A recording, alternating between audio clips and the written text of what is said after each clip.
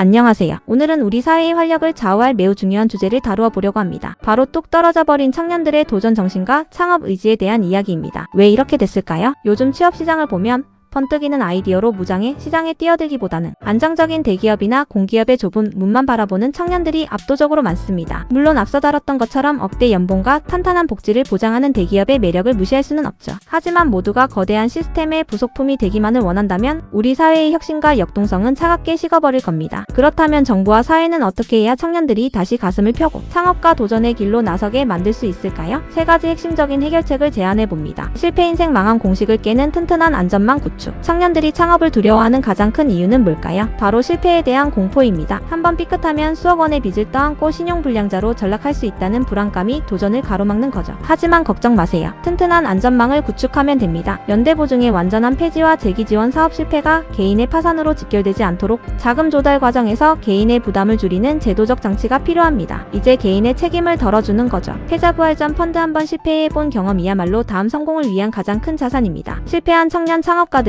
그 경험을 바탕으로 다시 일어설 수 있도록 재창업을 지원하는 실질적인 펀드와 교육 제도가 마련되어야 합니다. 툭 털고 다시 일어설 기회를 주는 겁니다. 창업 패러다임의 전환 유니콘만 정답이 아니다. 우리는 흔히 창업이라고 하면 수백억의 투자를 받는 거창한 IT 플랫폼이나 애플리케이션 개발만을 떠올립니다. 하지만 사회의 활력을 불어넣는 비즈니스가 꼭 그런 거창한 형태여야만 할까요? 작은 것부터 시작해도 충분합니다. 실생활 밀착형 1인 비즈니스의 재발견. 거대한 스타트업뿐만 아니라 작지만 단단한 기술 기반의 1인 비즈니스 역시 훌륭한 창업입니다. 주거 환경을 개선하는 현장 설비나 확실한 수요가 있는 유지 보수 기술처럼 현장에서 땀 흘리며 자신의 이름과 기술력을 브랜드로 만들어가는 실용적인 창업 모델들이 훨씬 더 존중받고 지원받아야 합니다. 작지만 강한 비즈니스를 응원해야죠. 기술력 중심의 지원 화려한 사업 계획서보다는 현장의 문제를 직접 해결할 수 있는 실무 기술과 노하우를 가진 청년들이 쉽게 독립할 수 있도록 돕는 실질적인 멘토링과 초기 장비 지원 등이 필요합니다. 진짜 필요한 건 기술력, 직함보다 전문성을 우대하는 사회적 인식 변화. 정부의 정책만큼이나 중요한 것이 우리 사회 전체의 시선입니다. 사회의 인식 변화가 중요해요. 명함에 적힌 대기업의 이름표로 사람의 가치를 평가하는 문화를 버려야 합니다. 거대한 조직의 울타리 없이도 시장에서 홀로 생존하며 가치를 창출하는 1인 기업가와 소상공인들을 진정한 프로페셔널로 대우해야 합니다. 이제 이름보다 실력. 학교 교육에서도 단순히 좋은 대학, 좋은 직장에 가는 법을 가르치는 것을 넘어 내 기술과 서비스를 시장에 어떻게 팔고 비즈니스화할 수 있는지를 가르치는 실물, 경제 교육이 필수적으로 이루어져야 합니다. 학교에서도 창업을 가르쳐야 합니다. 블로거의 시선 마무리하며 청년들이 안정을 좇는 것은 그들이 나약해서가 아니라